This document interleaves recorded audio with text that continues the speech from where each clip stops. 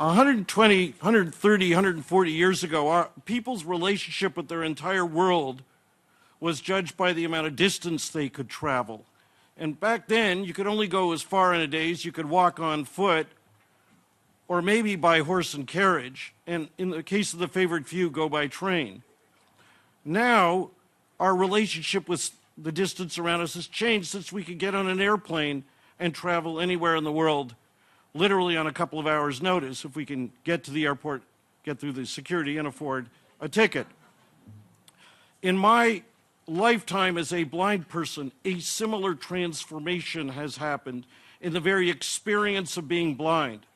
From 40 years ago, when Braille had to be transcribed manually by volunteers who took a year to learn the skill, or printed words had to be read aloud by volunteers and recorded on audio tape, where the vast majority of printed information was not available, and we could only look to the little amount that was actually transcribed through one of those two media, to today, when you don't need Braille transcribers to create Braille. You simply need a Braille display or Braille printer, where the printed word can be read aloud if it's provided in an accessible electronic format without needing any human being involved, where the distance between the printed word and Braille or spoken output could be as little as a few seconds if you've got the technology.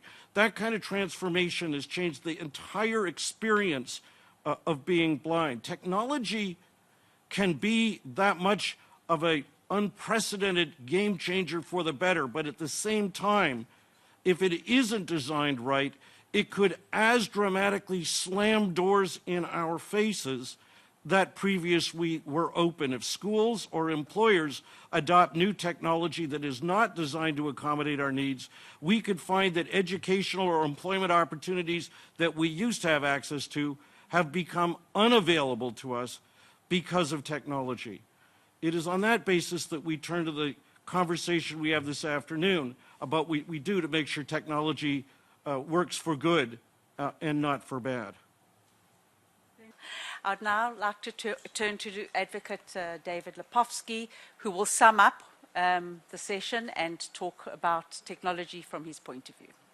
Of the various areas where we need to battle for accessibility, from my perspective as a community organizer and accessibility advocate in Canada, the area of technology should be the sector where we can make the most progress the most quickly. That is so for two reasons. The first is that the technology that we will be using in our workplaces, our schools, our governments, and our homes 5 years from now hasn't been purchased yet. It hasn't been ordered yet. It hasn't even been designed yet. So it is possible for us to collectively ensure that when it is designed and before it is put on the market, we can all use it. Making that easier, technology is the very sector of our economy which is the wellspring of innovation. It is constantly reinventing itself. So coming up with stuff that we can use ought to be the easiest. And yet all the speakers today, while outlining absolutely essential measures to help get us there, working with entrepreneurs, academic research, government funding, creative innovations in school boards and other public agencies, they're essential, but they're not enough. We won't get there unless every jurisdiction passes strong, effective, and enforceable and enforced accessibility legislation. Let me offer you just a few ingredients of what that legislation needs to include. I've written a discussion paper on this, which I'm happy to share. Send a request to me at aodafeedback@gmail.com or tweet me at David Lepofsky, and I'll send it to you. As well, Sharon is going to pass around a list if you want to sign up, put your email down to get updates on our efforts in Canada. In a sense, the core ideas behind legislation I propose are these. Learn from us in Canada what we do well and what we don't do so well. As a Canadian, I'm proud that we're very good at defining disability rights. As a Canadian, I'm not as proud as I'd like to be at the fact that the Americans are much better than we at implementing disability rights. Our government of Ontario proudly passed our first accessibility law in 2005 and got a good start on implementing it. That deserves a close look, but they've fallen far off the rails on implementing it in the past 5 years. That needs a kickstart. Our Canadian government is to be credited with promising a new National Disability Act, and if strong and if wedded with a ratification of the optional protocol for the CRPD, it could make a huge difference for the majority of Canadian provinces that still need to get on the accessibility law action wagon. But what do you need to put in that law? First, it needs to get rid of the idea that we're a minority. We aren't. We're the minority of everyone. Everybody has a disability or will get one, and therefore the law isn't about what others without disabilities could give us. It's about what we can make sure that everyone can benefit from, so those who haven't gotten their disabilities yet don't face what we have in the past. Second, the law needs to have a clear and strong goal. Credit to Ontario for setting full accessibility. Not improved accessibility, that's far too weak, but full accessibility as the goal, and for setting a deadline. In 2005, they set it as 2025. Unfortunately, we're nowhere near on schedule for getting there. But setting a clear, strong goal, not a compromised one, and an achievable deadline are essential. The next feature any effective law in this area must have is it must impose detailed requirements, not just vague general statements of non-discrimination or equality. Businesses, public sector organizations need to know what they have to do exactly and when they have to do it by.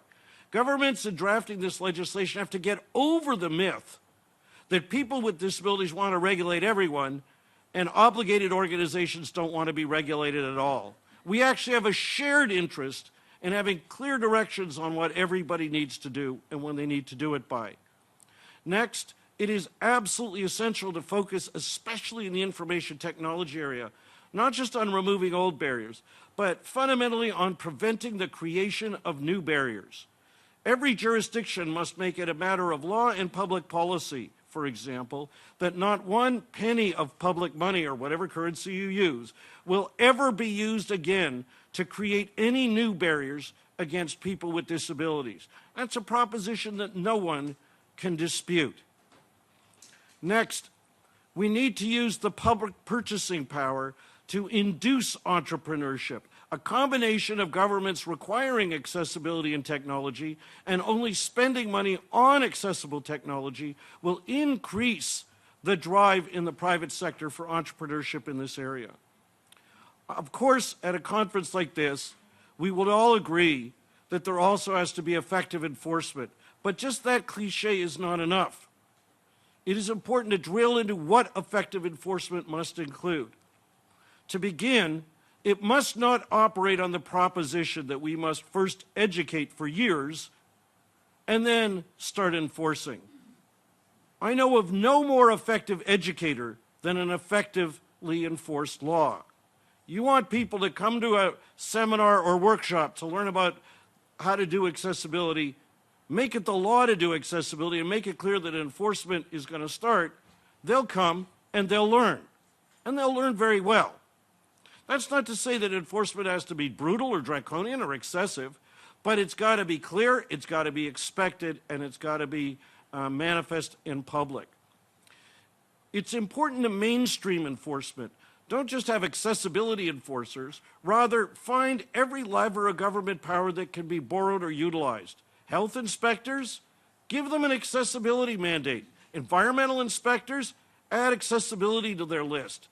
Let obligated organizations know that whatever public sector inspection official might happen to come onto their property for whatever issue, whether it's tainted meat in your restaurant or an elevator that might not be safe for the public, they've got an accessibility checklist too. Just that fact can dramatically increase enforcement and effective compliance. And finally, include in an enforcement regime opportunities for crowdsourced participation in enforcement. Now, I don't suggest that we leave it to individuals with disabilities to have to litigate accessibility barriers one at a time. That's a burden. While they've got to have that opportunity, it's a burden that's quite substantial, and we can't leave it to that alone as a means for effective enforcement. However, if we do require obligated organizations to, for example, have accessibility, information technology accessibility plans to make them public and to make them accountable, then members of the public could go to websites if they're required to post them there, see what companies and public sector organizations are proposing to do, and can help initiate the enforcement process if needed, if it's clear that they fall short. Even the expectation of that possibility will help induce greatest compliance. Finally, whether we call it enforcement, whether we could call it compliance, whatever it may be, we've got to be creative in finding the levers of public power to help get organizations moving.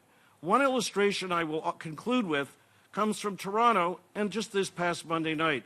I have the privilege of chairing the Special Education Advisory Committee that advises Canada's largest school board, the Toronto District School Board. We have delivered a series of recommendations for reform just this past Monday that included a proposal, a recommendation for reforms in the area of digital accessibility. Now, when they created these advisory committees under Ontario law 15 years ago, nobody was even thinking about digital accessibility. But using every avenue that we can to bring these to the public fore, we can make a huge difference. We can make it so that through the various measures I've talked about and those of my fellow panelists, in 5 or 6 years, workplaces, schools, and others can make sure that the technology they deploy is fully accessible, not as is the case at present. Thank you very much. Thank you.